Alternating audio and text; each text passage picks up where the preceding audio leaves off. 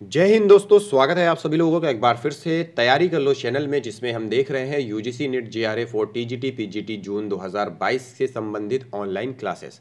तो बहुत सारी क्लासेस हमारी कंप्लीट हो गई हैं। ये यूनिट 2.2 है, जिसमें हम लौकिक साहित्य के बारे में देख रहे हैं।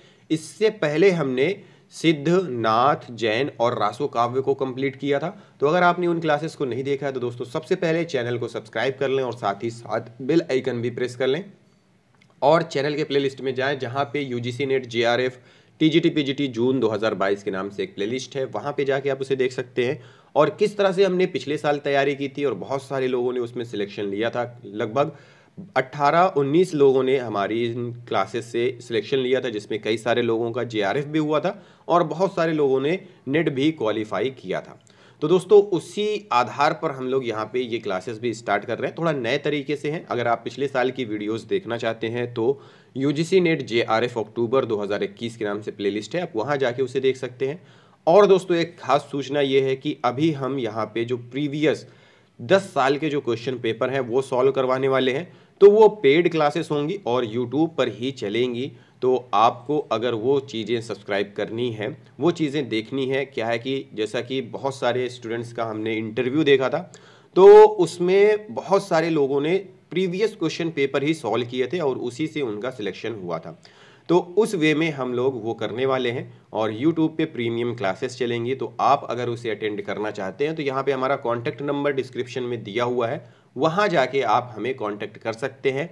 और अगर प्रीमियम करना चाहते हैं तो आप वहाँ पे प्रीमियम में अप्लाई कर सकते हैं और वो क्लासेस आप अटेंड कर सकते हैं। तो चलिए शुरुआत करते हैं हम अपने आज के टॉपिक की, लौकिक साहित्य की। लौकिक साहित्य में सबसे पहले ग्रंथ दिए हुए हैं, रचना एवं रचनाकार दिया हुआ है, समय दिया हुआ है और इससे संबंधित जो महत्वपूर्ण बिंदु हैं परीक्षाओं में जिससे संबंधित प्रश्न पूछे जा सकते हैं, वो चीज़ें यहाँ पे दी हुई हैं। तो सबसे पहले है ढोला मारूरा दूहा। कवि है, रचनाकार है कल्लोल। समय है 11वीं शती। लोक प्रचलित प्रेम काव्य है ये और राजस्थान में अधिक लोकप्रिय है। राजकुमार ढोला और राजकुमारी मारवड़ी की कथा है। राजकुमार ढोला और राजकुमारी कुमारी मारवड़ी की ये कथा है। इसमें नारी हृदय की अत्यंत मार्मिक व्यंजना मिलती है। किसमें? ढोला मारूरा दूहा में।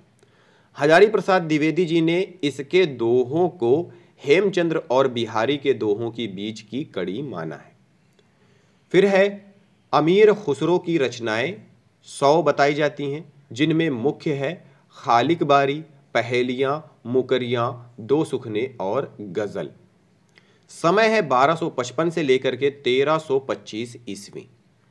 इनकी पहेलियों और मुकरियों में उक्ति वैचित्र की प्रधानता है। प्रश्न ये पूछता है कि निम्नलिखित में से किसकी पहेलियों और मुकरियों में उक्ति वैचित्र की प्रधानता होती है? तो वो है अमीर खुसरो।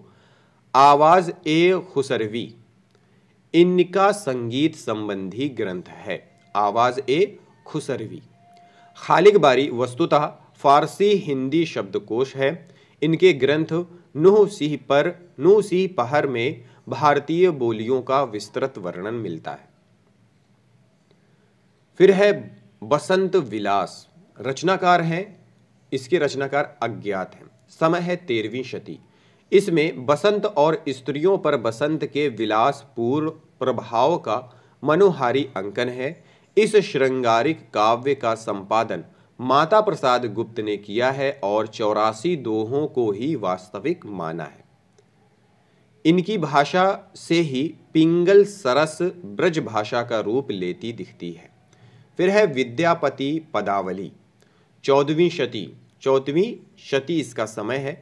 श्रृंगार भक्तिपरक मुक्तक काव्य है, जिसके पदों की मादकता को निराला ने नागिन की लहर कहा है। तो ये प्रश्न भी बन सकता है कि नागिन की लहर किसके पदों को कहा गया है?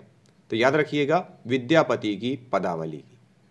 रामवृक्ष बेनीपुरी ने विद्यापति की पदावली को जीव और परमात्मा के संबंध का रूपक माना है।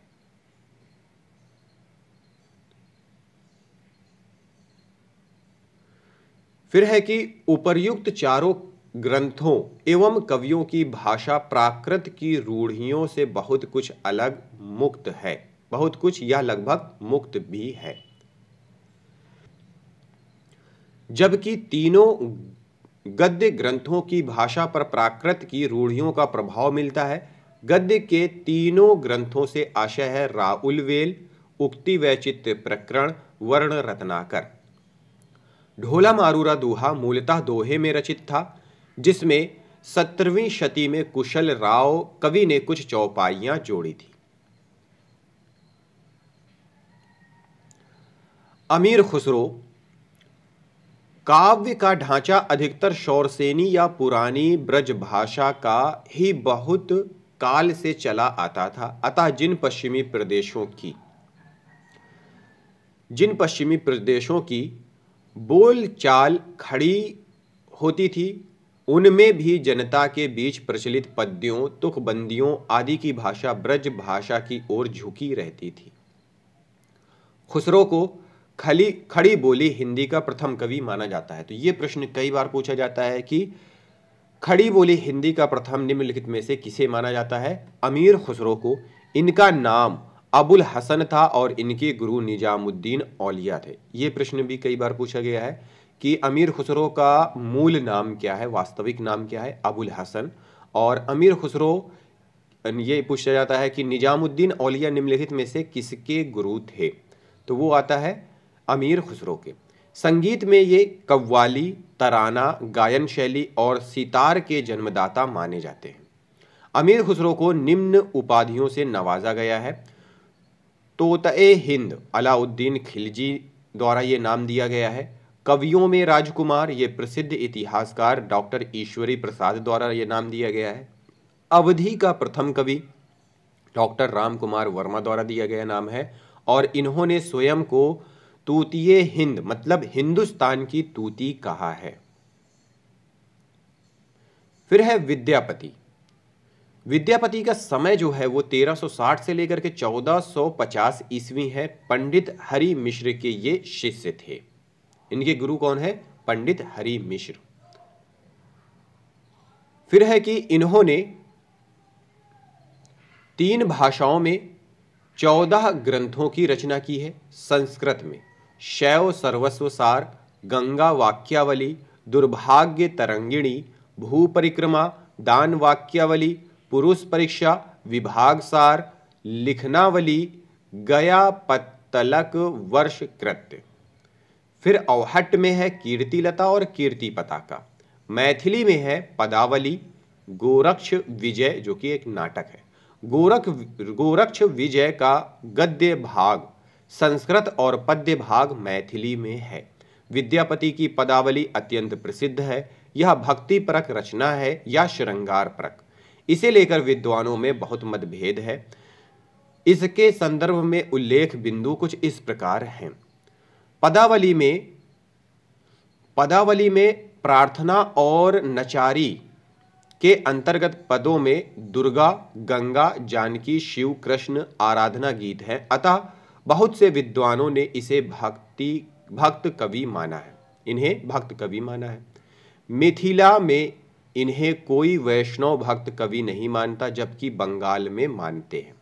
आचार्य रामचंद्र शुक्ल के अनुसार विद्यापति के पद अधिकतर श्रृंगार ही हैं, जिनमें नायिका और नायक राधा कृष्ण है। विद्यापति को कृष्ण भक्तों की परंपरा में नहीं समझना चाहिए। फिर है विद्यापति के कवि रूप में विद्वानों के मत क्या है? श्रृंगारी कवि कौन मानता है, भक्त कवि कौन मानता है और रहस्यवादी कवि कौन मानता है, ये दिया हुआ है। इस पे प्रश्न भी पूछता है। श्रृंगारी कवि मानने वालों में से है हरप्रसाद शास्त्री, रामचंद्र शुक्ल, सुभद्रा झा, रामकुमार वर्मा और रामवृक्ष बेनीपुरी। भक्त कवि मानने वालों में है बाबू ब्रजनंदन सहाय, श्याम सुंदर दास, हजारी प्रसाद द्विवेदी। और रहस्यवादी कवि मानते हैं जॉर्ज गिरियर्सन, नागेंद्र नाथ गुप्त, जनार्दन मिश्र। तो ये मानते हैं श्रृंगारी कवि, ये मानते हैं भक्त कवि और इन्होंने माना है रहस्यवादी कवि। इनका संबंध शैव संप्रदाय से था। हिंदी में इन्हें कृष्ण गीत परंपरा का प्रवर्तक माना जाता है, जबकि हरप्रसाद शास्त्री ने इन्हें पंचदेवोपासक माना है। बच्चन सिंह ने इन्हें जातीय कवि कहा है। तो ये प्रश्न भी कई बार पूछा गया है कि निम्नलिखित में से जातीय कवि कौन है, या फिर निम्नलिखित में से बच्चन सिंह ने जातीय कवि किसे कहा है, तो वो है विद्यापति। निराला ने पदावली के पदों को नागिन की लहर कहा है। हजारी प्रसाद द्विवेदी ने श्रृंगार रस के सिद्ध वाक कवि कहा है। विद्यापति को मैथिल कोकिल, अभिनव जयदेव, कवि शेखर, कवि कंठहार, कवि रंजन, खेलन कवि, दशावधान, पंचानन इत्यादि उपाधियों से विभूषित किया गया है। तो ये क्या है, कभी कभी प्रश्न में पूछ लेता है कि मैथिल कोकिल के नाम से किस कवि को जाना जाता है, अभिनव जयदेव किसे कहा जाता है, ये सारी चीजें ऐसे प्रश्न पूछता है। अब यहां पे थोड़ा सा अन्य तत्व देख लेते हैं कि पृथ्वी चंद की महामात्र का प्रथमाक्षरा दोहरा को प्रथम बावनी काव्य माना जाता है। डिंगल शब्द का सर्वप्रथम प्रयोग जोधपुर के कवि राजा बांकीदास की कुकवि बत्तीसी संवत 1817 विक्रमी इसका समय है में हुआ है। चरचरी एवं चांचरी आदिकालीन काव्य रूप है। हरभद्र सूरी कृत समरायिचिकाहा में इसका प्राचीनतम प्रयोग मिलता है। जगत सुंदरी प्रयोग माला एक वैदिक ग्रंथ है, इसके रचयिता ज्ञात नहीं है। दोहा चौपाई छंदों में भगवत गीता का अनुवाद करने वाला हिंदी का प्रथम कवि है भूवाल। समय है 10वीं शती। तो दोस्तों ये था हमारा आज का लौकिक साहित्य। अब आगे की वीडियो में हम देखेंगे गद्य साहित्य के बारे में। तो चलिए दोस्तों यहीं पे इस वीडियो को समाप्त करते हैं। मिलते हैं अगली क्लास में अगले टॉपिक के साथ। इस वीडियो को देखने और समझने के लिए आप सभी लोगों का बहुत बहुत धन्यवाद।